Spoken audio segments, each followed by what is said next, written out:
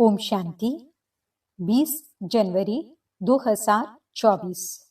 मीठे प्यारे बाबा के आज के मधुर महावाक्य। आज की मुरली के कुछ विशेष पॉइंट्स। आज बाबा हमें समझाते कि हम बच्चों को बाप की याद में भोजन खाना है और अन्य आत्माओं को भी बाप की याद दिलानी है। एक शिव बाबा से ही सच्ची प्रीत रखनी है। जितना हम परमात्मा प्यार के अनुभवी बनेंगे उतना हमें कोई रुकावट रोक नहीं सकेगी। संगम युग पर हम बच्चों को परमात्मा प्राप्ति और अनेक अविनाशी प्राप्तियां हुई हैं। इसलिए हमारे चेहरे और चलन से सदा प्रसन्नता ही दिखाई देनी चाहिए। आज की मुरली में मातेश्वरी जी के हस्तों से लिखा हुआ याद पत्र भी है, जिसमें वे समझाती कि हम बच्चों को तीव्र वेग से पुरुषार्थ में आगे बढ़ना है और तेज रफ्तार से सर्विस करनी है। तो चलिए सुनते हैं आज की मीठी प्यारी मुरली। ओम शांति। बाबा कहते, मीठे बच्चे, तुम कल्याणकारी बाप के बच्चों का कर्तव्य है सर्व का कल्याण करना, सबको बाप की याद दिलाना और ज्ञान दान देना। प्रश्न, बाबा महारथी किन बच्चों को कहते हैं? उनकी निशानी क्या होगी? उत्तर, जो अच्छी रीति पढ़ते और पढ़ाते हैं, जिन पर सदा बृहस्पति की दशा है, जो अपनी और सर्व की उन्नति का सदा ख्याल रखते हैं, जो यज्ञ सेवा में हड्डियां देते हैं, जो बाबा के कार्य में मददगार रहते हैं, वह हैं महारथी। ऐसे महारथी बच्चों को बाबा कहते, यह हैं मेरे सपूत बच्चे। ओम शांति। आजकल बच्चे शिव जयंती के लिए तैयारियां कर रहे हैं, कार्ड आदि भी छपाते हैं। बाप ने समझाया तो बहुत बारी है, सारी मुख्य बात गीता पर है। मनुष्यों की बनाई हुई गीता को पढ़ते पढ़ते आधा कल्प नीचे उतरते आए हैं। यह भी तुम बच्चे समझते हो। आधा कल्प है दिन, आधा कल्प है रात। अब बाबा टॉपिक देते हैं, उस पर मंथन करना पड़े। तुम लिख सकते हो, भाई और बहनों आकर समझो। एक गीता शास्त्र है ज्ञान का, बाकी सब शास्त्र हैं भक्ति के।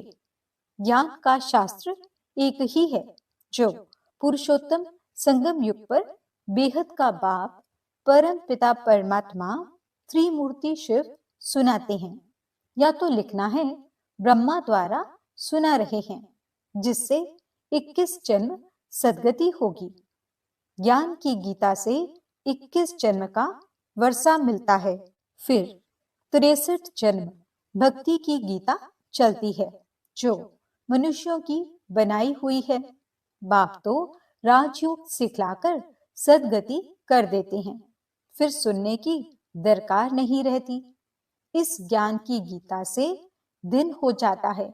यह ज्ञान का सागर बाप ही सुनाते हैं, जिससे 21 जन्म गति सदगति होती है, अर्थात 100% पवित्रता सुख शांति का अटल अखंड सत्युगी दैवी स्वराज्य मिलता है। 21 जन्मों के लिए चढ़ती कला होती है। मनुष्यों की बनाई हुई गीता से उतरती कला होती है। भक्ति की गीता और ज्ञान की गीता पर अच्छी तरह विचार सागर मंथन करना है। ये मूल बात है जो मनुष्य नहीं जानते। तुम लिखते हो त्रिमूर्ति शिव जयंती, सो श्रीमद् भगवत गीता जयंती, सो सर्व की सदगति भवंती। ये भी सुना सकते हो कि शिव जयंती सो विश्व में शांति भवंती। मुख्य अक्षर बहुत जरूरी है, जिस पर ही सारा मदार है। तुम सबको बतला सकते हो कि मनुष्य मनुष्य की सद्गति कर नहीं सकते। भगवान सद्गति करने आते हैं पुरुषोत्तम संगम युग पर, जो अब हो रही है। यह 2-3 पॉइंट्स मुख्य हैं। शिव और कृष्ण की गीता का कॉन्ट्रास्ट तो है ही। त्रिमूर्ति शिव भगवान से संगम पर गीता सुनने से सद्गति होती है। ऐसी ऐसी पॉइंट्स पर जब कोई विचार सागर मंथन करे, तब औरों पर भी असर पड़े। मनुष्य मनुष्य की सद्गति कभी कर नहीं सकते। सिर्फ एक ही त्रिमूर्ति परम पिता परमात्मा शिव, जो टीचर भी है, सतगुरु भी है, वह इस पुरुषोत्तम संगम युग पर सर्व की सद्गति कर रहे हैं। कार्ड में थोड़ी लिखित ही हो, ऊपर में लिख देना चाहिए, कलयुगी कौड़ी जैसे पतित मनुष्य से सतयुगी हीरे जैसा पावन देवी देवता बनने का ईश्वरीय निमंत्रण। ऐसे लिखने से मनुष्य खुशी से आएंगे। समझने के लिए सद्गति दाता बाप की ही शिव जयंती मनाई जाती है। एकदम क्लियर अक्षर हो। मनुष्य तो भक्ति मार्ग में कितने ढेर शास्त्र पढ़ते हैं, माथा मारते हैं। यहाँ 1 सेकंड में बेहद के बाप से मुक्ति, जीवन मुक्ति मिलती है। जब बाप का बनकर उनसे नॉलेज लेते हैं, तो जीवन मुक्ति अवश्य ही मिलेगी। पहले मुक्ति में जाकर जैसा पुरुषार्थ किया होगा, ऐसे जीवन मुक्ति में जरूर आएंगे। जीवन मुक्ति मिलती जरूर है, फिर शुरू में आए व पिछाड़ी में आए। पहले जीवन मुक्ति में आते, फिर जीवन बंध में। ऐसी ऐसी मुख्य पॉइंट्स अगर धारण करें तो भी बहुत सर्विस कर सकते हैं। अगर बाप को जानते हो तो दूसरों को भी परिचय दो। किसको परिचय नहीं देते तो गोया ज्ञान नहीं है। समझानी तो दी जाती है, परंतु तकदीर में नहीं है। कल्याणकारी बाप के बच्चे तो कल्याण करना चाहिए, नहीं तो बाप समझेंगे ये कहने मात्र कहते हैं कि हम शिव बाबा के बच्चे हैं, कल्याण तो करते नहीं। साहूकार अथवा गरीब, कल्याण तो सबका करना है, परंतु पहले गरीब उठाएंगे, क्योंकि उन्हों को फुर्सत है। ड्रामा में नूंद ही ऐसी है। एक साहूकार अगर अभी आ जाए तो उनके पिछाड़ी ढेर आ जाएं। अब अगर महिमा निकले तो ढेरों के ढेर आ जाएं। तुम्हारा है ईश्वरीय मर्तबा। तुम अपना भी और औरों का भी कल्याण करते हो। जो अपना ही कल्याण नहीं करते तो औरों का भी कर नहीं सकते। बाप तो है कल्याणकारी, सर्व का सद्गति दाता। तुम भी मददगार हो ना। तुम जानते हो वह है भक्ति मार्ग की दशा। सद्गति मार्ग की दशा एक ही है। जो अच्छी रीति पढ़ते और पढ़ाते हैं, उन पर है बृहस्पति की दशा। उनको महारथी कहेंगे। अपनी दिल से पूछो, हम महारथी हैं? फलाने फलाने मिसल सर्विस करते हैं। प्यादे कभी किसको ज्ञान सुना न सकें। अगर किसका कल्याण नहीं करते तो अपने को कल्याणकारी बाप का बच्चा क्यों कहलाना चाहिए? बाप तो पुरुषार्थ कराएगा। इस यज्ञ सेवा में हड्डियां भी देनी चाहिए। बाकी सिर्फ खाना पीना सोना वह सर्विस हुई क्या? ऐसे तो जाकर प्रजा में दास दासी बनेंगे। बाप तो कहते हैं पुरुषार्थ कर नर से नारायण बनो। सपूत बच्चों को देख बाप भी खुश होंगे। लौकिक बाप भी देखते हैं यह तो बहुत अच्छा मर्तबा पाने वाला है, तो देखकर खुश होंगे। पारलौकिक बाप भी ऐसे कहते हैं। बेहद का बाप भी कहते हैं हम तुमको विश्व का मालिक बनाने आए हैं। अब तुम औरों को भी बनाओ। बाकी सिर्फ पेट की पूजा करने से क्या फायदा होगा? सबको सिर्फ यही बताओ कि शिव बाबा को याद करो। भोजन पर भी एक दो को बाप की याद दिलाओ तो सब कहेंगे इनकी शिव बाबा से बहुत प्रीत है। यह तो सहज है ना, इसमें क्या नुकसान है? टेव यानी आदत पड़ जाएगी तो खाते रहेंगे और बाबा को भी याद करते रहेंगे। दैवी गुण भी जरूर धारण करने हैं। अभी तो सब पुकारते हैं, हे पतित पावन आओ, तो जरूर पतित हैं। शंकराचार्य भी शिव को याद करते हैं क्योंकि वही पतित पावन है। आधा कल्प भक्ति करते हैं, फिर भगवान आते हैं। कोई को हिसाब का थोड़े ही पता है। बाप समझाते हैं, यज्ञ तप दान से मैं नहीं मिलता हूं। इसमें गीता भी आ जाती है।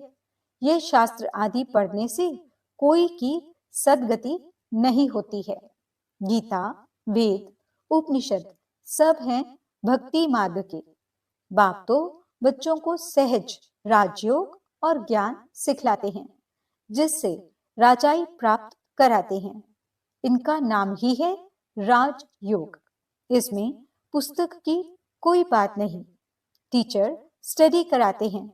पद प्राप्त कराने के लिए तो फॉलो करना चाहिए। सबको बोलो, शिव बाबा को याद करो, वह हम सब आत्माओं का बाप है। शिव बाबा को याद करने से विकर्म विनाश होंगे। एक दो को सावधान कर उन्नति को पाना है। जितना याद करेंगे उतना अपना ही कल्याण है। याद की यात्रा से सारे विश्व को पवित्र बनाएंगे। याद में रहकर भोजन बनाओ तो उसमें भी ताकत आ जाएगी। इसलिए तुम्हारे ब्रह्मा भोजन की बहुत महिमा है। वे भक्त लोग भोग लगाते हैं तो भी राम राम कहते रहते हैं, राम नाम का दान देते हैं। तुमको तो बुद्धि में घड़ी घड़ी बाप की याद रहनी चाहिए। बुद्धि में सारा दिन ज्ञान रहना चाहिए। बाप के पास सारी रचना के आदि मध्य अंत का ज्ञान है ना। ऊंचे से ऊंचा भगवान है। तुम उनको याद करेंगे तो ऊंच पद प्राप्त करेंगे। फिर दूसरे किसको याद ही क्यों करें? बाप कहते हैं, सिर्फ मुझे याद करो तो दूसरे सब छोड़ने पड़ते हैं। यह है अव्यभिचारी याद। अगर याद नहीं पड़ती तो गांठ बांध लो।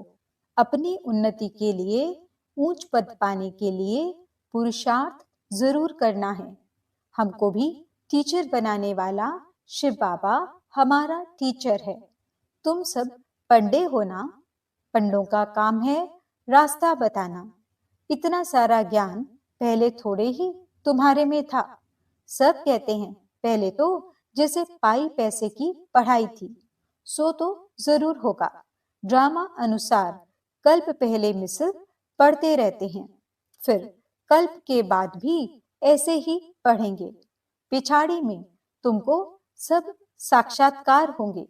साक्षात्कार होने में देरी नहीं लगती है।